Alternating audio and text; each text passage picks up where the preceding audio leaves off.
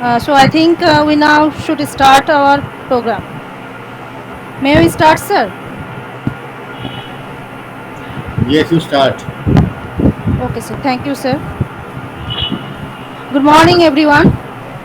Before we begin today's proceeding, I must request you that if there is poor network, please bear with us.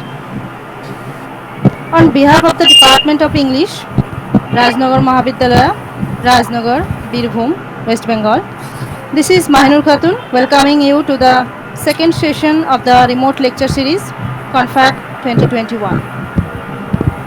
Today, we are pleased to have with us Sri Tamal Ghosh, Assistant Professor, Department of English, Rishi Bankim Chandra College, Naihati.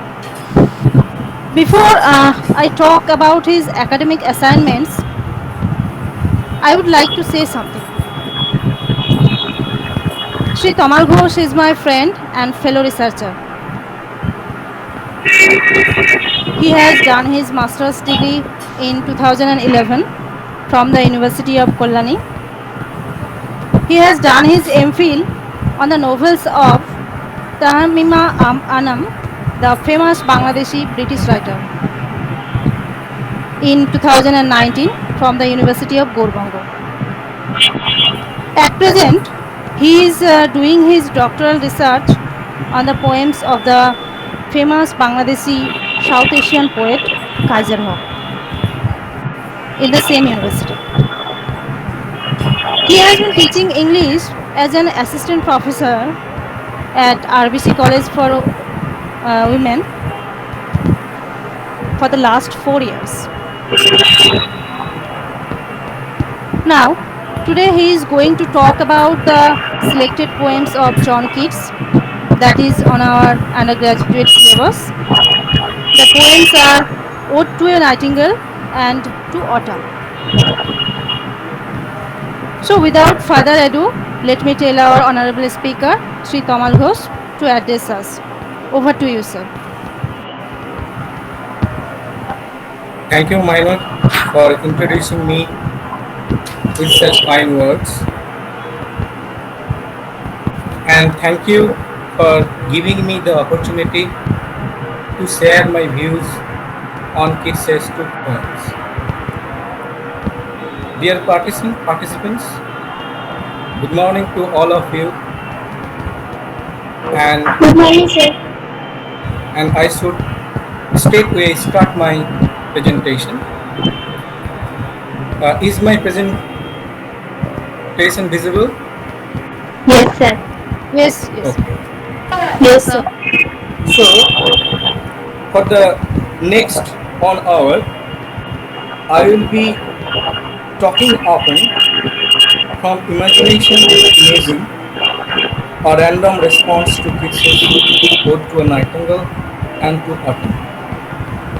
Dear students, if you look at the title of my topic, you will come across two important words. One is imagining and the other is imaging. And what do we mean by imagining? By imagining, we mean the act of thinking or conceiving something that may be real or unreal, that may have their roots to the ground or not.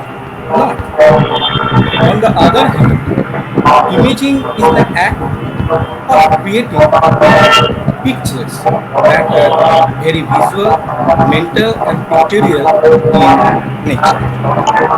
So, on my end, there will be an attempt to analyze the interplay of imagination and image construction in Keats' poems. I will also analyze the power of imagination as well as in producing images in the context of Keats' two poems. So, let us begin. From the In the Renaissance of the 18th century, imagination was synonymous with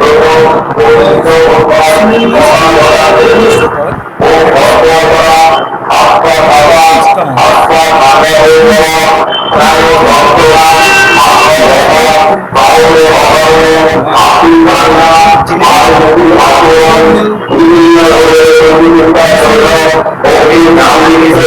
behavior, passions, impulses, or states of mind. However, in the late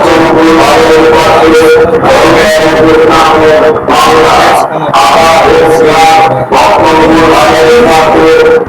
century, the rise of imagination, as one of the factors shaping the development of thinking, the role of imagination was almost detached. That is, John Locke's mechanistic idea of perception in his belief. Now see how was the view of John Locke regarding our experience of speech, the knowledge of speech, and his views on thinking. John Locke was an empiricist philosopher. He thought that when we are perceiving the external world, the mind remains wholly passive, a mere recorder of impression from the external world. On the other hand, for him, poetry is a matter of wit and intellect that yokes together different types of ideas, and these combinations therefore give us pleasant pictures and agreeable visions in the fancy. He thought that poetry could not be real because the capacity of combining the ideas is only to give us pleasure. That's why it, according to him, was quite irresponsible and not troubled with reality. And to these ideas of John Locke, the romantic thinkers like William Blake and Samuel Clarke reacted vividly. They rejected the notion that mind is inactive when perceiving the world. They thought that mind, that imagination, is the vital activity of mind. And by imagination, the poet idealizes the external world in his own perception, and the imagination is infinite and divine in nature. And they thought that imagination captures the external world, and the picture that the poetry presents through imagination is real, because imagination as a creative activity partakes of the creative activity of God. So that's how they prepared the ground for romantic imagination. In the next slide, we will be dealing with the differentiation that Samuel Taylor Coleridge made in his book Biographia Literaria, published in 1870. So, according to him, fancy was a process of association, a mode of memory emancipated from the order of time and space, and was thus able to combine and reassemble ready-made images in new spatial and temporal arrangements. He further adds that it receives all its materials ready-made from the law of association, and which merely rearranges or assembles what already exists. To paraphrase the definition and nature of fancy, I want to elaborate on this. Actually, he argued that fancy and imagination are two separate faculties. Faculty, fancy is not a creative power at work, but is a kind of mechanical process which receives impression from the external world, and without altering these, fancy reassembles them into a different order from that in which it was received. It only combines, and unlike imagination, it cannot unify or fuse the ideas. In a word, we can say that the external world, the way we understand it, is because of the fancy. On the other hand, imagination is a creative power, is a synthesizing force. It can create image and beautiful poetry. He further differentiates between primary imagination and secondary imagination. Primary imagination, he says, I hold to be the living power and prime agent of all human perception, and as a repetition in the finite mind and the eternal act of the creation in the infinite I am. He is of the opinion that primary imagination is merely the power of receiving impression of the external world through the senses. It perceives objects both in their parts and as a whole, and produces the usual world of the sensory perception. It is an involuntary act, meaning the mind remains unconscious while receiving impression from the external world. Then, after receiving the impression from the external world, it imposes some sort of order on these impressions and reduces them to shape and size so that the mind is able to form a clear image of the outside world. It is in this way that clear and coherent perception of the external world becomes possible. The secondary imagination, you can see I have given three pictures. I have given three characteristics of the secondary imagination. The secondary imagination, on the other hand, is processed by the artist only. But primary imagination is processed by all, and it is universal. The secondary imagination is the peculiar and distinctive attribute of a poet. Poetry or art is possible only with it. It requires an effort of the will, volition, and conscious effort. It acts upon what is perceived by the primary one. Its raw material is the sensation and impression supplied to it by the primary imagination.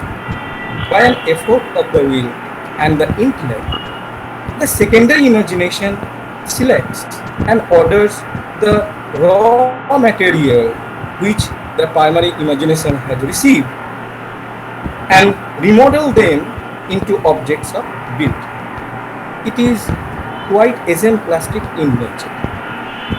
That is, a shaping and modifying power which by its plastic flexibility reshapes objects of the external world and stitches them with glory and dream that never was on the land and sea. It is an active agent of magical synthetic power which dissolves, diffuses, dissipates in order to recreate.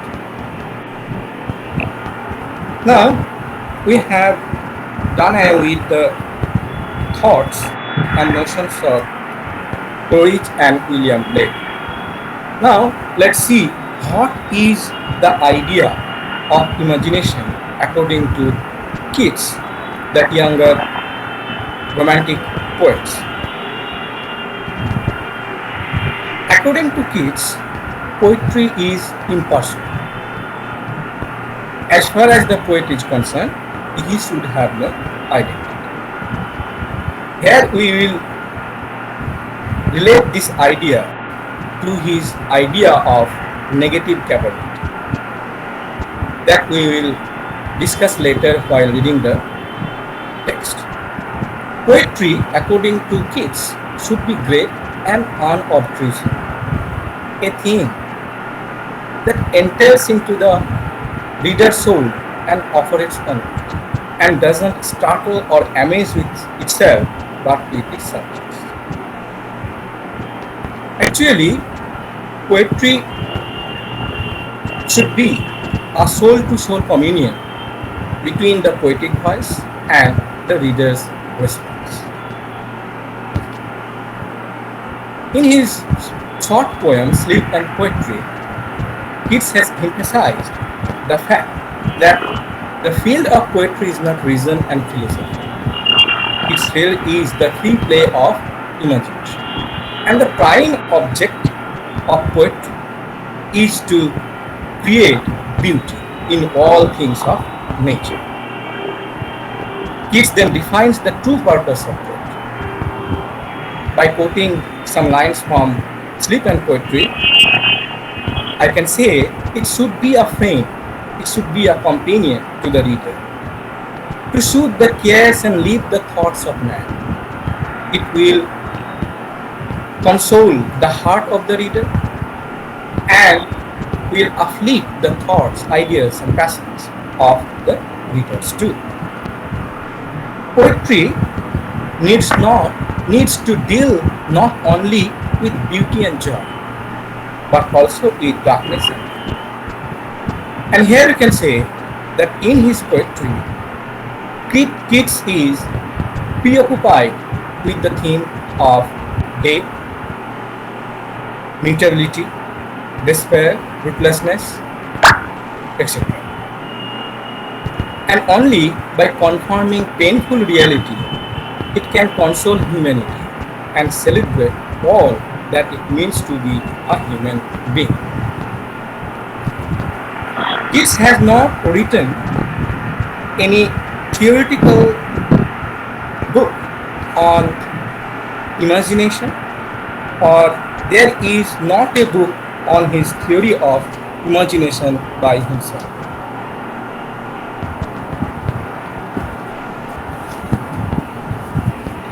But from the letters that he had written time to time to his friends, we can come across his theory of poetry and imagination.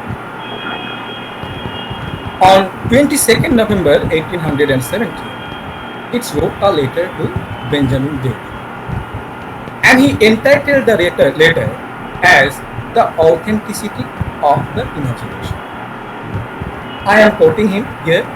I am certain of nothing but the holiness of the heart's affection and the truth of imagination.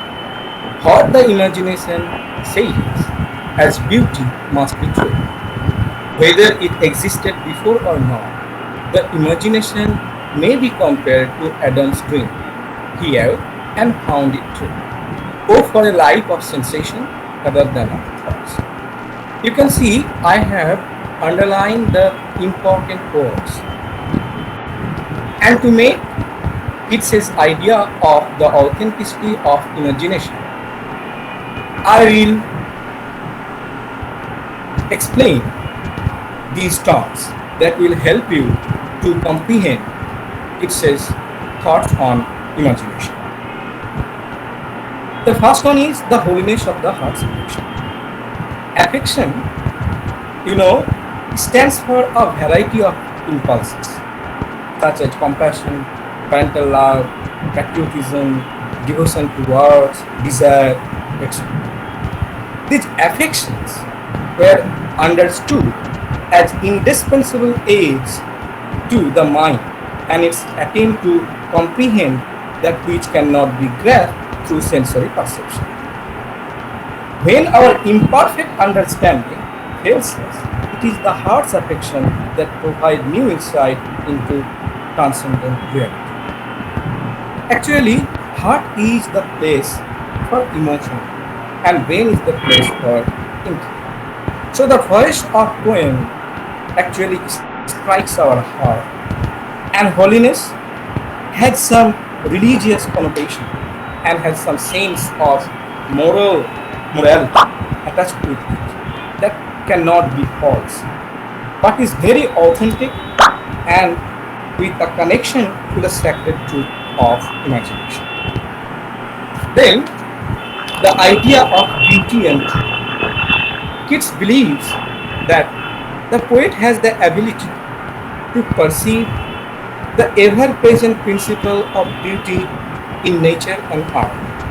Since our imagination is creative and is an agent through which such an insight and perception can are possible, we can conceive of beauty that doesn't actually exist now, but that beauty will have to exist for us hereafter, since our happiness in heaven must be perfect and total.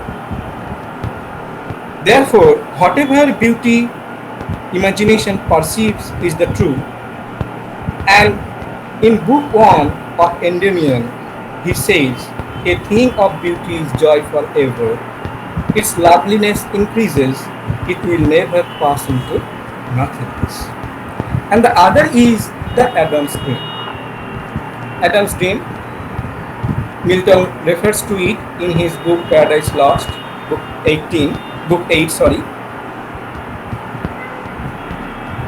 The dream that Adam dreamed, Adam watches as God painlessly extracts a reed from his side and throws it into Eve. He then wakes up and finds that Eve does exist, and just as beautiful she was when she was dreaming.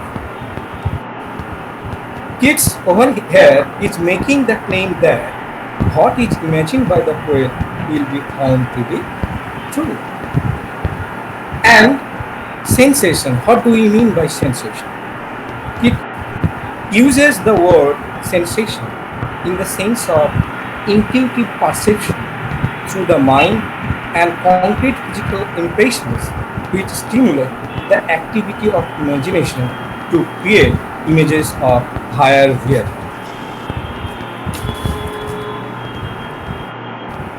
And now the second term of the title of my topic, that is imaging. What do we mean by image and imagery? C.D. Lewis in his Poetic Image says, an image is a picture made out of words, and that a poem may itself be an image composed from a multiplicity of images. Images are of two kinds, fixed image and free image. In fixed image, the picture conveys a concrete and specific meaning throughout its various levels of interpretation. But in free image, the picture creates a general meaning to be subjectively interpreted in various ways by readers. Imagery, on the other hand, is simply an image clusters or a set of images or a pattern of multiple images to represent objects, actions, feelings, thoughts, ideas, states of mind, and any sensory or extrasensory experience. For example, in William Shakespeare's Macbeth, you come across such lines as "Ravel sleep of care." It is a cloth imagery. And if you take together all other references to clothing in Shakespearean play, it constitutes a pattern of clothing imagery. William Shakespeare, in his play Macbeth, uses plot imagery to give the readers a kind of thematic pattern of Macbeth. And Caroline Spurgeon, in William Shakespeare and the imagery of Shakespeare, she says this kind of imagery is very thematic. So we come across thematic imagery. And now, what are the different uses of images or imagery?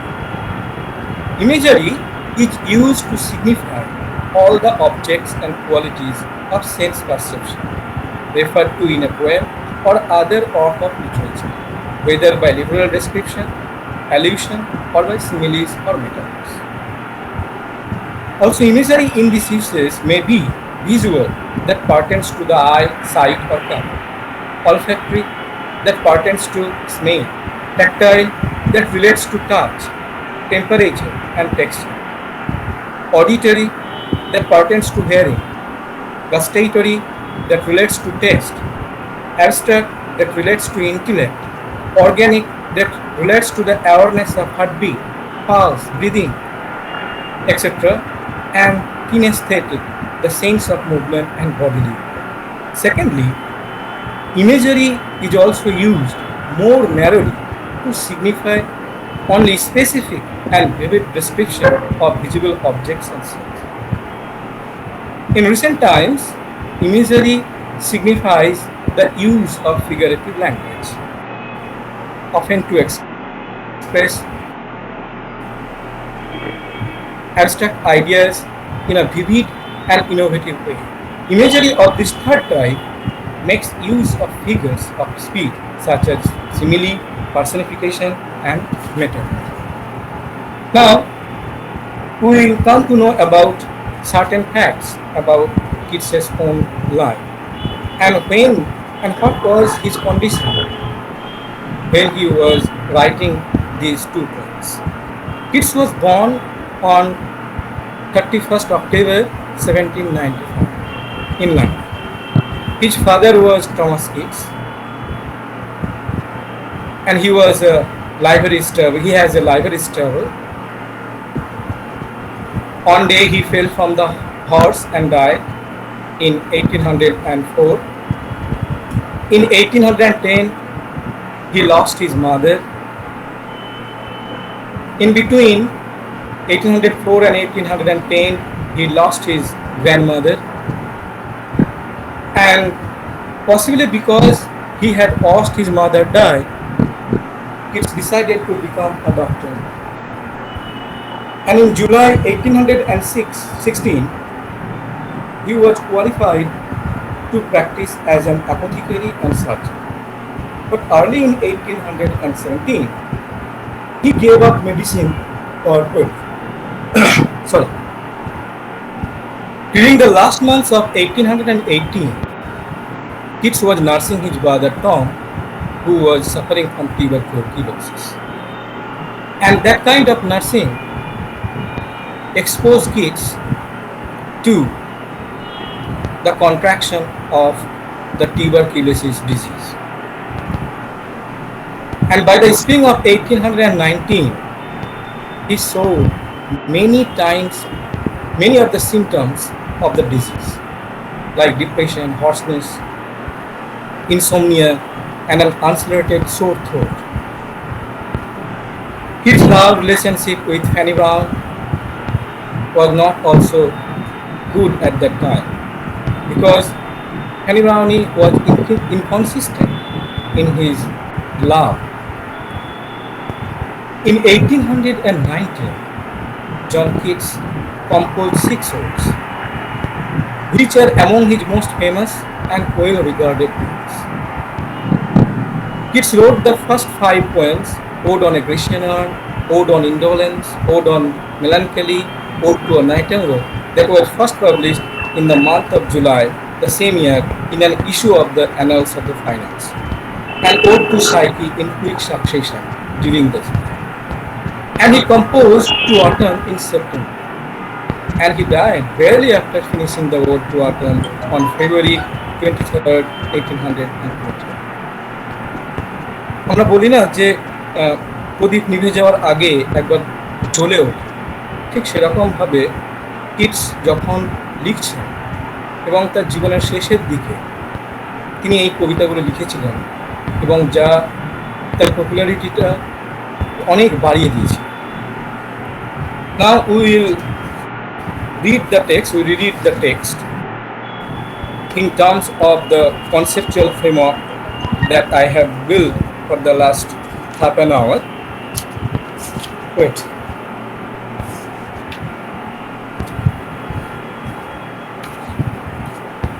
Stanza 1. We will read it from the perspective of negative capability. What is negative capability? In a letter to George, his brother, he said, negative capability is a kind of capability that enables one to remain in mystery and uncertainty without any irritable reaching after fact and reason. Actually, negative capability is a faculty that negates the subjective self. Negative capability is something that enables a writer to be on with the object being represented in a literal work. So let's read the poem. My heart aches and a drowsy numbness pains. My sense as though of hemlock I had drunk, or indeed some dull opiate to the drinks. So Keats is listening to the song of the Nightingale, and his heart feels the pain of aching joys. A drowsy numbness runs through his body and mind, and he feels like that he had drunk hemlock, a kind of narcotic, a poisonous drink that Socrates was compelled to drink and die, or emptied some dull opiate, some narcotic drugs to the leaves. And by this, Keats' own subjective self is giving way to the self of the Nightingale. His subjective self is dying because of the impact of the hemlock or some narcotic drug. And there we come across the word "Lede words had said." Lede is a river of forgetfulness, and the dead ones, when they are carried, they are compelled to drink from it to attain a state of forgetfulness. Then he says, it is not through envy of the happy lot, but being too happy in thy happiness, that thou, like winged dryad of the trees, in some melodious plot of beechen green, shadows numberless, singest of summer in cool throated. Keats here explained why he is suffering from heartache and why his senses are benumbed.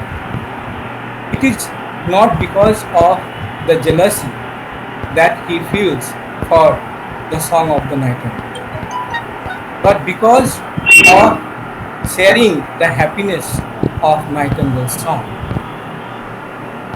So gradually he is pushing himself into the self of the Nightingale. He is identifying with the self of the Nightingale. And now he compares Nightingale to a dryad, a tree nymph, which flits from one tree to another tree. It is light winged because it is not burdened with the miseries and sorrows of the world. And it is singing from the melodious plot. The whole ground, the whole field is being resounded with the sound of the melodious song of the nightingale. And because of the existence of so many trees, green trees, it looked beechen, as green as beach, and number of leaves out there creates numberless shadows, and the nightingale is singing in full-throated ease. Actually, at that time, John Keats was suffering from the symptoms of tuberculosis, and he complained of sore throat. So he makes a distinction between the capability of the humans and the capability of the nightingale. The nightingale can sing without an effort and spontaneously, but human beings like him cannot do that. So, and now comes to the next stanza, synesthetic imagery. We will read the stanza from the viewpoint of synesthetic imagery. Oh, for a draught of vintage that had been cooled a long age in the deep dull earth. Actually, Keats is trying to be into the world of the nightingale, and he is thinking of the possible agents that will help him to be on with the world of the nightingale. Here he thinks of the vintage wine produced from grapes that have been cooled a long age in the deep dull earth, that has been stored for a long time in the deep dark earth. So here you can see the alliteration of the daw sound, deep dull earth, and here we have a kind of digging imagery, the sound of the digging. And these lines have been composed in Bengali by Jibanananda Das. তার অবসরের গান কবিতায় জীবনানন্দ দাশ বলছেন, অনেক মাটির তলে যেই মদ ঢাকা ছিল তুলে নেব তার শীতলতা। Then tasting of flora and the country green, dance and Provencal song, sunburnt and mud. Actually, he wants to taste that kind of wine which is associated with the flora, that is the goddess of flower in Roman mythology, and the country green, dance and Provencal song, and sunburnt mud. Provence is a district of southern France, and the troubadours there sings songs while drinking wine. So he wants to take that kind of wine which has all these associations. So tasting actually gustatory image, but he is referring to the visual, kinesthetic, oral, organic and tactile images. Then, oh for a beaker full of the warm south, full of the true, the blissful hippocrene, with beaded bubbles winking at the brim. Then he asks for a cup of wine of the warm south, and that is full of the blissful hippocrene. Hippocrene is the fountain in Mount Helicon, and which is said to be the resident of the muses of poetry, and all who drinks from there gets poetically inspired. So he wants to drink that kind of wine that will inspire him poetically. And you can see the description of the wine. When he is pouring the wine to a cup, the cock gets the color of the wine, and when he drinks from the cup, his lips are stained with the reddish color. And by drinking wine, he wants to leave this world and fly into the world of the Nightingale. The third stanza actually describes what to escape from and why to escape from this world. Fade far away, dissolve and quite forget. Here, John Keats rejects the idea of taking wine in order to go into the world of the Nightingale. What thou among the leaves has never known, the weariness, the fever and the fate. So John Keats wants to escape into the world of the Nightingale because Nightingale has never known the weariness, the fever, the anxieties, the worries of this mundane world. This mundane world is full of tragic incidents. Here, where men sit and hear each other groan. In this earthly world, when men and women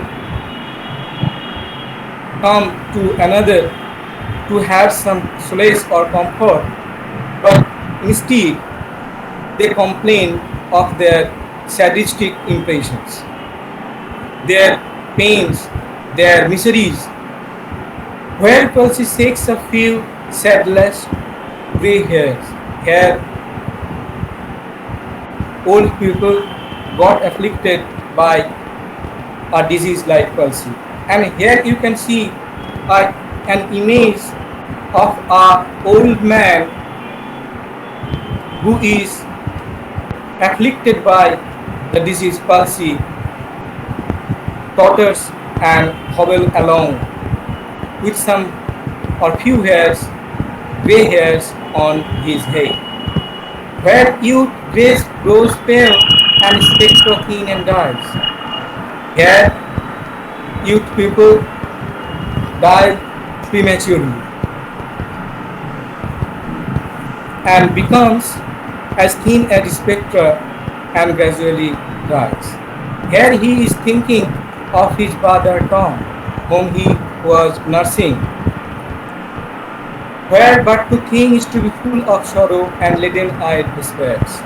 So this world is something, when you go on to think about this, you cannot help thinking of the miseries of the world. It is full of miseries, it is full of sorrows and pains. Every thought of human being in this world is tinged with miseries, sorrows, anxieties and worries. And that's why he wants to escape from this world and wants to be with the world of the Nightingale. Because these things are not there. Her beauty cannot keep her brilliant eyes for a long time. He personifies beauty here, and here he is thinking of Fanny Brown, to whom he was in love with, and who was inconsistent in his love towards Keats. Here, new love pine at them beyond tomorrow. Here, love affairs that is formed today breaks up tomorrow.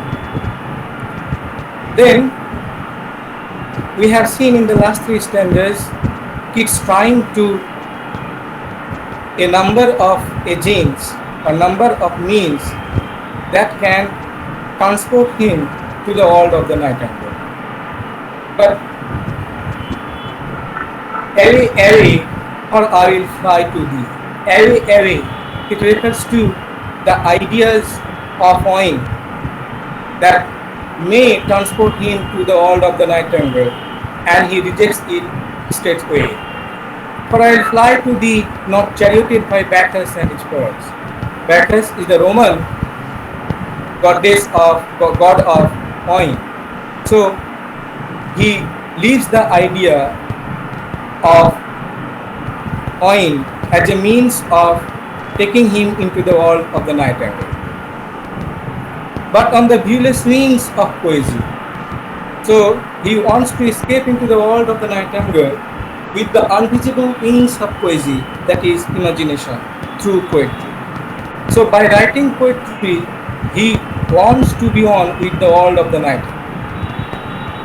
Through the dull brain perplexes and reiterates, but his, he wants to be with the world of the Nightingale, but his dull brain, but his intellect rejects the idea, and he finds a confusion here, a conundrum here.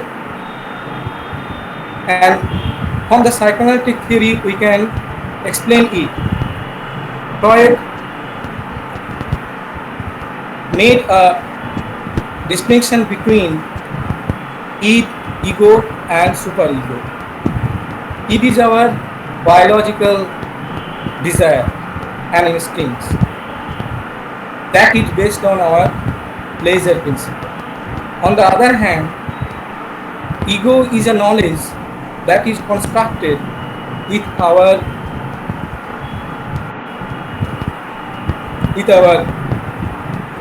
the or the sorry the no, yes ego is constructed with our communion with the external world. So when Eve, the pleasure principle, tells him to be into the world of the Nightingale, ego rejects the idea, and that's why he is in confusion. Then already with thee, tender is the night, and happily the queen moon is on her throne, clustered around by all her starry face.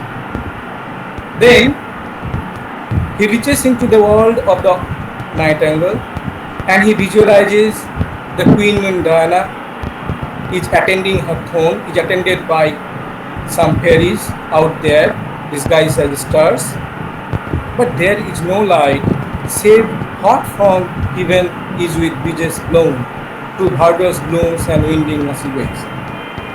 And the world of the Nightingale was in darkness, but it receives the light coming from the celestial world. And now the visual sensory perception is suspended. He is already in the world of the Nightingale, and I cannot see what flowers are at my feet. He cannot see the flowers which are there in the world of the night. Nor hot soft incense hangs upon the boughs, but in indom darkness, yes, each sweet wherewith the seasonable month endows the grass, the thicket, the fruit tree oil, each white hawthorn, the pastoral eglantine, fast-feeding violet, covered up in leaves, and midmay's endless child, the coming mask rose, full of dewy wine, the murmurous haunt of flies on summer eve. So he cannot see the flowers which are under his feet, but from their fragrance he can sense that there are so many flowers out there like hawthorn, pastoral eglantine, fast-fading violet, mask rose, and you can see the pictorial images here. The visual sensory perception is suspended, but the auditory and the olfactory sensory perception are active here. And towards the end of the line, we can see the murmurous haunt of flies on summer eve, the songs of flies coming to the hive to suck honey from there. Then, stanza 6, Euthanasia, we will read the poem from the Romantic Death Wish. Darkling I listen, and for many a time I have been half in love with peaceful death. So he was listening the song of the Nightingale in darkness. And in many times in his previous poems like Why Did I Love Tonight or Bright Star, he was preoccupied with the theme of death. So he had thought of dying many times in his poetry. and to take into the air my quiet breath. Now, more than ever seems it reached to die. As the nightingale is singing, it is the great moment to pass away, to seize upon the midnight with no pain.